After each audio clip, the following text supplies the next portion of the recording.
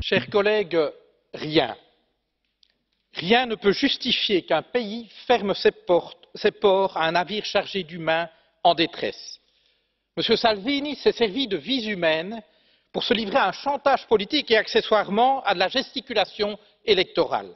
Ceci est inqualifiable.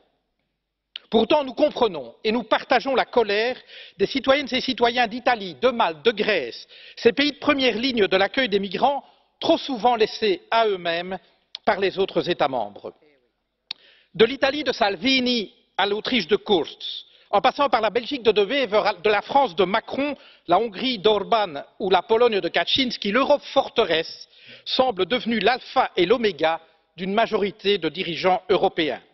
Sous couvert de fermeté et d'humanité, il s'agit pour eux de refouler et de contenir à distance, quitte à payer des dictateurs ou des bandes armées pour transformer leur pays en prison à ciel ouvert. Mais regardons la réalité en face. Le défi des migrations, vous l'avez dit, monsieur le commissaire, ne disparaîtra pas. Entre les guerres et les persécutions, la faim, le changement climatique et l'exploitation économique, les causes qui poussent des êtres humains sur le chemin de l'exil demeurent brûlantes.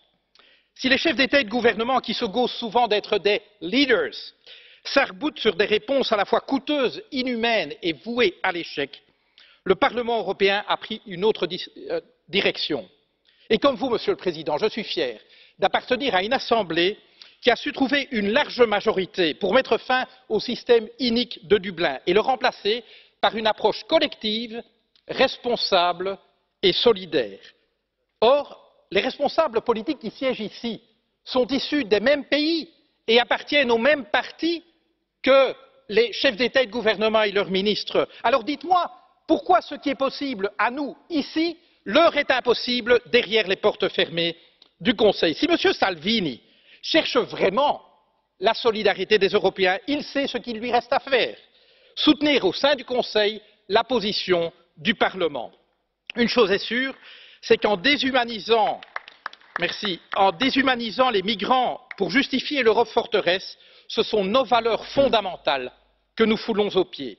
Personne ne demande à l'Union européenne d'accueillir les 65 millions de personnes déplacées à l'intérieur ou hors de leur pays. Mais l'Europe est très loin aujourd'hui de faire et de prendre sa juste part dans l'accueil. Nous devons faire plus et mieux. C'est une question de justice, de solidarité et de responsabilité. C'est plus encore une question d'éthique et d'humanité. Je vous remercie.